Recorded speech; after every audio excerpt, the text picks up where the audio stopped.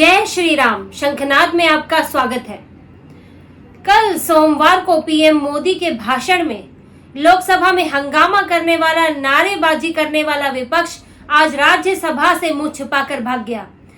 कल राज्यसभा में 90 मिनट तक बोलने वाले मल्लिकार्जुन खड़गे आज 1 घंटा भी पीएम मोदी को नहीं सुन पाए।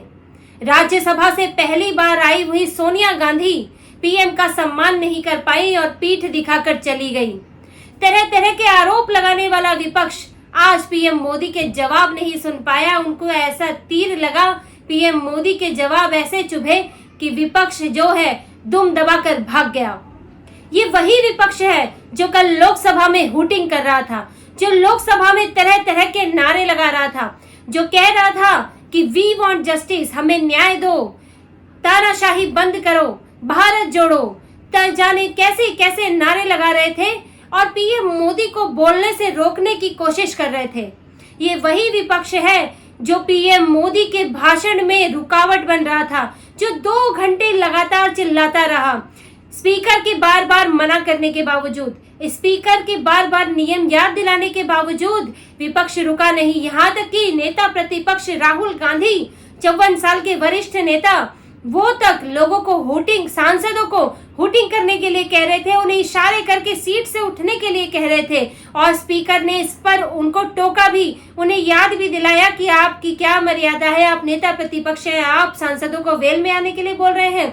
लेकिन राहुल गांधी हार की फ्रस्ट्रेशन में 99 सीट की खुमारी में सारी मर्यादाएं भूल चुके हैं। उन्हें याद नहीं कि वो किस पद पर है, वो किस उम्र में है और उनकी ये जो बालक बुद्धि जो पीएम मोदी ने कहा वही उन्हें उकसाती है कि इस तरह की हरकतें करो, हूटिंग करने के लिए मुंह से इशारा करो, लोगों को सीट से, सांसदों को सीट से उठने के लिए हाथ से इशारा करो। ये राहुल गांधी का कल का व्यवहार था और यही उनके सांसद, उनकी पार्टी के सांसद जब राज्यसभा पहुंचते हैं, जब राज्यसभा की बात आती है तो ये वॉकआउट कर जाते हैं। राज्यसभा में भी इन्होंने कोशिश तो की कि थोड़ी हूटिंग करे, नारे कुछ लगाए कि पीएम मोदी भाषण बंद करो, पीएम भाषण बंद करो, लेकिन करते क्या?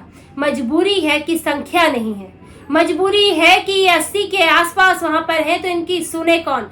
इनको पता है कि कितना भी चिल्ला लेंगे लेकिन सुने नहीं जाएंगे, इसीलिए इन्होंने पीठ घुमाई और संसद से भाग गए और राज्यसभा से निकल गए।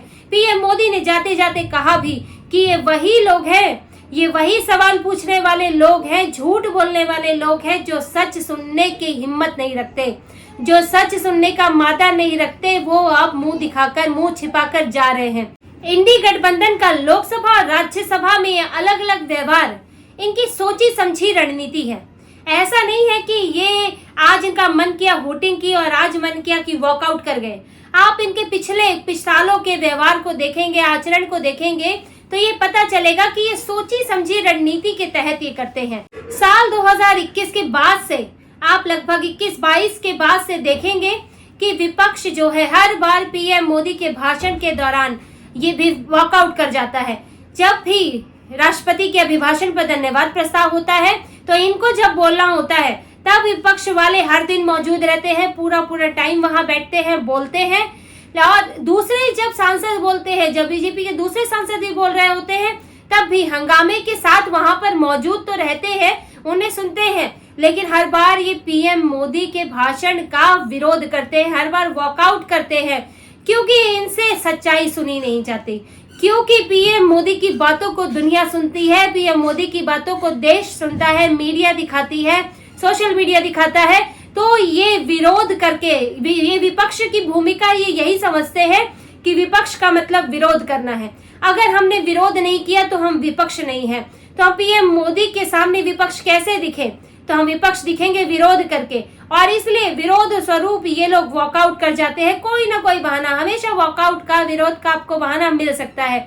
किसी भी मुद्दे पर जिद पकड़ ले तो विरोध हो ही सकता है, वो तो कोई भी कर सकता है। इसी वजह से ये लोग यही बहाना करते हैं। लेकिन इस बार स्थितियां कुछ अलग हैं। इस बार इन्हें थोड़ी ज्यादा सीटें आ गई हैं। पिछली बार ये 150 तक भी नहीं पहुंच पाए थे, 120-125 में सिमट गया था इंडी गठबंधन। लेकिन इस बार ये गठबंधन जो है 233 करीब सीटें ले आया और बीजेपी और एनडीए के पास कुल मिला के 293-295 सीटें हैं। तो इन्हें लगता है कि हमारी सीटों का अंतर तो बहुत ज्यादा है नहीं, लगभग जो है 70-80 सीटों का अंतर है, तो क्यों ना हम जो है अपनी उपस्थिति दिखाएं, हम ये दिखाएं कि हम संख्या में बढ़ गए हैं। अब वो उपस्थिति आप अपने ज्ञान से, अपनी बातों से, अपने तर्कों से नहीं दिखाएंगे, वो उपस्थिति आप शोर मचा के दिखाएंगे, आप हल्ला मचा के दिखाएंगे। आप ऐसे समझ लीजिए कि कोई व्यक्ति है कि अगर उस पर कोई ध्यान नहीं दे रहा है तो वो ऊटपटांग हरकतें करने लगे, अजीबोगरीब कपड़े पहन ले, अजीबोगरीब भाषा का इस्तेमाल करे ताकि सेंटर ऑफ अट्रैक्शन बन सके, यानी कि नॉनसेंस काम करने लगे। यही अब विपक्ष के साथ हो गया है। इंडी गठबंधन लोगों का अट्रैक्शन चाहते हैं, जनता का अट्रैक्शन चाहते हैं, तो इसीलिए इन्होंने एक तरीका अपनाया, विरोध, हंगामा। और क्योंकि संख्या ज्यादा है तो इन्हें लगता है हम और हंगामा कर सकते हैं, अपने समर्थकों को दिखा सकते हैं कि देखो हम विपक्ष की भूमिका कितने अच्छे से निभा रहे हैं और हम सीधे पीएम मोदी के भाषण का विरोध कर रहे हैं, हम कितने मजबूत हैं कि हम पूरे 2 घंटे लगातार विरोध कर सकते हैं। और राज्यसभा में ये फंस जाते हैं क्योंकि इनकी संख्या नहीं है, लगभग 80 के बराबर इनकी संख्या है। अभी तो और घटने की स्थिति बन गई है। कांग्रेस के पास लगभग 25 सांसद हैं और उनके भी पिछली बार पहले 27 थे। अभी दीपेंद्र हुड्डा जो है वो लोकसभा चुनाव उन्होंने लड़ा, वो लोकसभा चले गए। यहाँ से आपके अभिषेक मनु सिंघवी हिमाचल से जिताना चाह रहे थे, वो नहीं जीत पाए। केसी वेणुगोपाल जो है वो राज्यसभा से थे, लेकिन अब केरल से वो लोकसभा पहुंच गए। इसी तरह अशोक चौहान थे, वो बीजेपी में चले गए।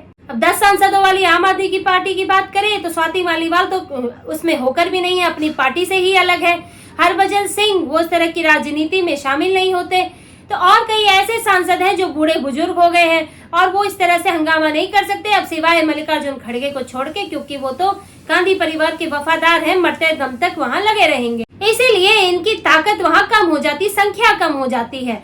और ये भाषण में नारे लगाए ना लगाए उससे कोई फर्क नहीं पड़ता, इसलिए वॉकआउट कर जाते हैं। और पिछली बार भी वॉकआउट किया था, उससे पहले भी किया था, पिछली बार लोकसभा में भी किया था। और ये इनका एक रणनीति रही है, सोच के आते हैं थोड़ी देर बैठेंगे, किसी बात पे हंगामा करेंगे, फिर वॉकआउट कर जाएंगे। लेकिन इस बार लोकसभा में क्योंकि थोड़ी संख्या ज्यादा आ गई है, अभी उसका नशा भी चढ़ा हुआ है, उसकी खुमारी है, कांग्रेस को भी 99 सीट की खुमारी है, तो इन्होंने सोचा कि हम वी वांट जस्टिस, हमें न्याय दो के नारे लगा लगा के पीएम मोदी को दखल देने की, उनके भाषण में रुकावट पैदा करने की कोशिश करेंगे। हालांकि खास फायदा हुआ नहीं।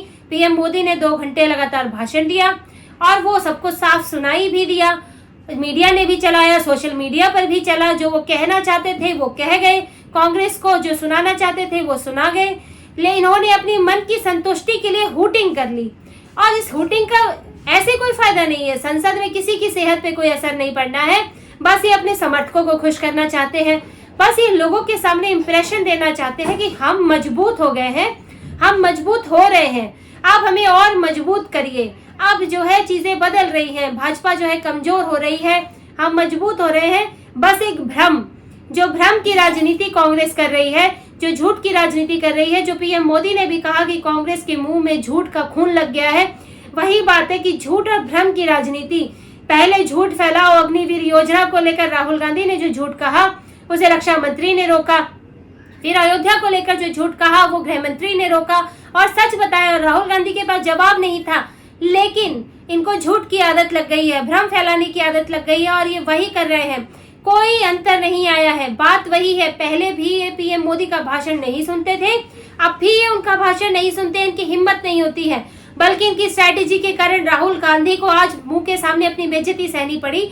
क्योंकि पहले तो वो बोलते थे और अगली बार आते भी नहीं थे, पीएम मोदी जिक्र भी करते थे कि भाषण देने वाले जवाब सुनने को हिम्मत नहीं रखते। और लेकिन इस बार राहुल गांधी को बैठना पड़ा, खिसियानी हंसी हंसनी पड़ी, बालक बुद्धि सुनना पड़ा, मन बहलाने वाली बातें सुननी पड़ी, बहुत सारी बातें सुननी पड़ी, लेकिन बैठना पड़ा। नेता प्रतिपक्ष भी है, जिम्मेदारी ली है, लेकिन अंतर कुछ नहीं रहा। पीएम मोदी भाषण तब भी देते थे, अब भी दे रहे हैं, ये तब भी नहीं सुनते थे, अब भी नहीं सुन रहे हैं। बस एक भ्रम फैलाने की कोशिश है कि हम ताकतवर हैं, हमारी संख्या बढ़ गई है और बीजेपी कमजोर हो गई है। ये सिर्फ एक भ्रम के अलावा कुछ नहीं है। और जगदीप धनखड़ स्पीकर ने ये साफ साफ कह दिया कि आप संविधान की जो कॉपी लेकर घूमते हैं उसको पढ़े भी, सिर्फ इसको लेके घूमे नहीं। उस बच्चे जैसी हालत ना बनाए जो बगल में कॉपी घुमाता है, किताब घुमाता है, लेकिन उसे खोलकर नहीं देखता है। स्पीकर ने कहा कि मैंने विपक्ष को बिना किसी दखलंदाजी के, बिना रुकावट के बोलने का पूरा समय दिया, लेकिन विपक्ष आज सत्ता पक्ष को, आज लीडर, सदन के लीडर को सुने बिना जा रहा है, पीठ दिखा रहा है। तो ये पीठ पीएम मोदी को नहीं, ये पीठ मुझे दिखाई जा रही है, क्योंकि मैंने इनको पूरा मौका दिया था और अब ये सदन के नियमों का पालन नहीं कर रहे हैं। उन्होंने साफ साफ कहा कि जो संविधान की कॉपी आप लेके घूमते हैं, आप उसका अपमान कर रहे हैं, उसकी अवहेलना कर रहे हैं। और ये बात कांग्रेस को समझ में नहीं आएगी, इंडी गठबंधन को समझ नहीं आएगी, क्योंकि ये झूठी जीत की खुमारी में है। ये इस घमंड में है कि इस बार हमें ज्यादा सीटें आ गई। हालांकि बैठे विपक्ष में ही है और हो सकता है आगे भी विपक्ष में ही बैठेंगे, लेकिन अभी घमंड सर चढ़कर बोल रहा है।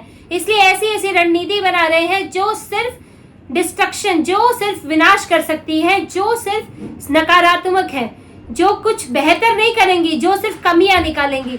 ऐसी रणनीति इन्होंने बनाई है और इनमें बहुत सुधार नहीं आने वाला है। आने वाले वक्त में भी, आने वाले सत्रों में भी इन्होंने यही करना है। सत्र से पहले हंगामा, जब इनको बोलना बहुत जरूरी लगेगा अपने लिए, तब ये सदन में बोल लेंगे, वरना ये हंगामा करेंगे। बिल पास में भी कोई बिल आएगा, ये उस पर हंगामा करेंगे। और सरकार तो बिल पास कराएगी ही, पहले भी कराती थी, अब भी कराएगी, लेकिन इन्होंने हर बिल को, हर फैसले को गलत ठहराना है, सदन में हंगामा करना है, सिर्फ अपनी बोलनी है, किसी की सुननी नहीं है, और एक जनता के बीच अपने ताकतवर होने का बस भ्रम फैलाना है। लेकिन ये हंगामा विपक्ष सदन तक कर सकता है। सदन के बाहर आप विपक्ष में ही हो, सदन के बाहर सत्ता कोई और ही चला रहा है, आप बाहर थे सत्ता से और बाहर ही हो। इस बात को कांग्रेस अगर एहसास करेगी और अपनी इन गलतियों को चुनाव हारने की समीक्षा करेगी, इस जीत की, झूठी जीत की खुमारी से जितना जल्दी निकलेगी, उतना उसके लिए बेहतर होगा। तो इसी तरह की और खबरें और विश्लेषण आपके लिए लाते रहेंगे। हमसे जुड़े रहिए, कृपया कमेंट कीजिए, सब्सक्राइब कीजिए। बहुत बहुत धन्यवाद। जय श्री राम।